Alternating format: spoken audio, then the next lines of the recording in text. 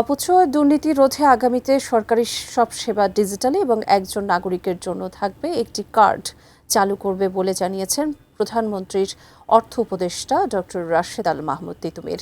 সকালে মহাখালী ব্র্যাক সেন্টারে বেসরকারি গবেষণা সংস্থা সিপিডি আয়োজিত নতুন সরকারের জন্য অগ্রাধিকার শীর্ষক গোলটেবিল আলোচনায় তিনি একথা জানান।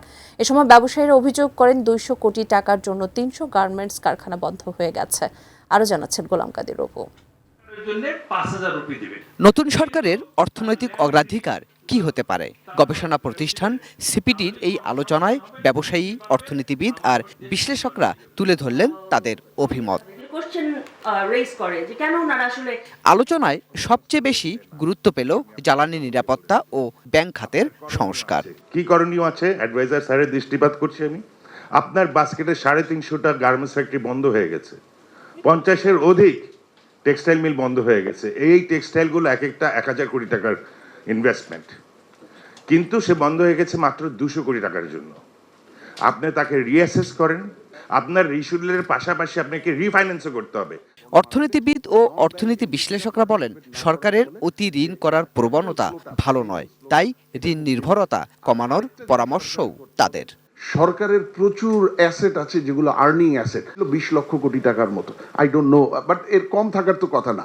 এই earning asset, secured asset backed financing বা স্ট্রাকচার্ড ফাইন্যান্সিংয়ে ডেট বাদ দিয়ে গ্লোবাল মার্কেট থেকে কিন্তু সরকার ইকুইটি রেইজ করতে পারে। অনুষ্ঠানে প্রধান অতিথি ছিলেন প্রধানমন্ত্রীর অর্থনৈতিক বিষয়ক উপদেষ্টা ডক্টর রাশেদ আল মাহমুদ তিতুমির। বললেন, দারিদ্র্য, অপচয় আর বৈষম্য কমানোই সরকারের অন্যতম লক্ষ্য। আমাদের কোনো সেবা আর ভবিষ্যতে দেওয়া হবে না যেটা হচ্ছে ডিজিটাল মাধ্যম না। তার মানে আমরা ডিজিটাল পাবলিক ইনফ্রাস্ট্রাকচারের কথা বলছি, এবং ডিজিটাল পাবলিক ইনফ্রাস্ট্রাকচারের ক্ষেত্রে আমরা ইন্টার অপারেবিলিটির কথা বলছি, যে সবগুলো, অর্থাৎ আমাদের লক্ষ্যমাত্রা হচ্ছে যে 1 সিটিজেন 1 কার্ড, যার ফলে আপনার এইটা ছাড়া কিন্তু লিকেজ করা যাবে না। আমাদের বড় ফিসক্যাল পলিসির বড় সমস্যা হচ্ছে কিন্তু লিকেজ, এবং সেটা যদি আমরা কমাতে পারি তাহলে যেটা হবে, গণদ্রব্য তথা পাবলিক গুডসের ক্ষেত্রে আমরা অনেক বেশি যেতে পারবো।